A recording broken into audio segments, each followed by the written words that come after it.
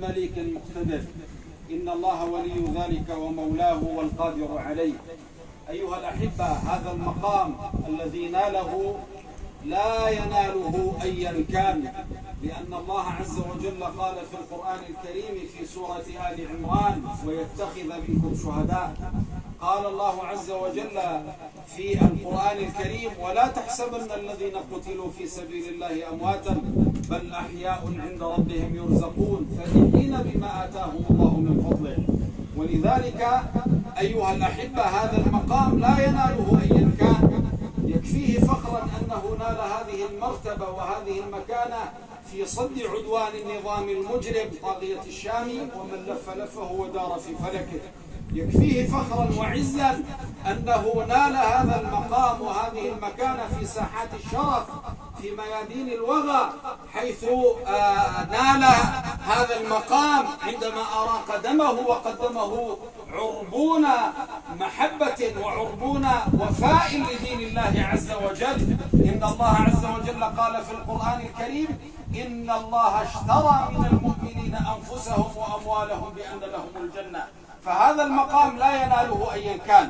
ولذلك أيها الأحبة، الباب الثاني الذي أود أن أطرحه: إن إخوتكم في ميادين القتال وساحات الوغى لا يأتون جهدا ولا يتركون جهدا من الإعداد ليل نهار، يصلون الليل بالنهار، يعدون العدة حتى إذا ما نادى داعي الجهاد: يا خيل الله اركبي، وجدتموهم على صهوات جيادهم وعلى سنام خيولهم يدرؤون عن العرض والأرض طغيان الطغاة واعتداء المعتدين. وهذا ما قامت به قيادة الفرقة، وكلكم رأى الإعداد الذي قامت به في الآونة الأخيرة.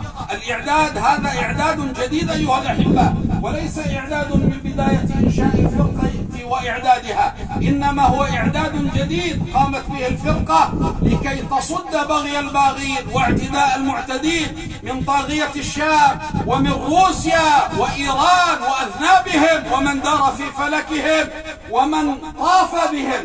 أيها الأحبة، إن شاء الله إذا حان الزمان المناسب والمكان المناسب ستجدون إخوانكم في فرقة السلطان سليمان شاه والقوة المشتركة وكل المجاهدين والثوار يردون عن الأرض والعرض طغيان هؤلاء الطغاة.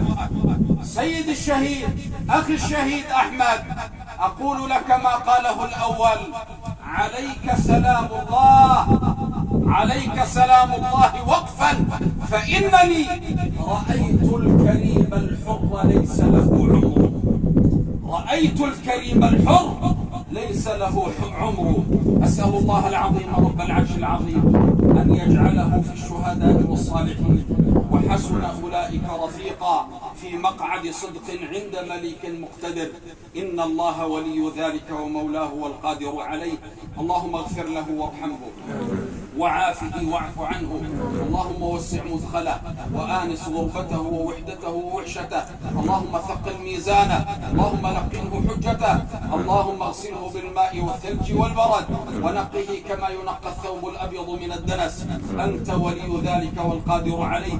وصلى الله وسلم وبارك على سيدنا محمد والحمد لله رب العالمين. وقبل أن أختم أيها الأحبة، طبعا قيادة الفرقة غالي عليها كل عنصر، ليس القادة فقط بل حتى العناصر لهم مكانة. ولذلك أكبر دليل على ذلك أن الحاج قائد الفرقة أبي عبد الحي أبى إلا أن يشارك بالعزاء بنفسه رغم ضغط العمل والاجتماعات ورغم ضغط، كلكم يعلم ضغط العمل بالنسبة له.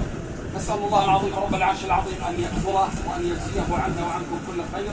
وصلى الله وسلم وبارك على سيدنا محمد والحمد لله رب العالمين.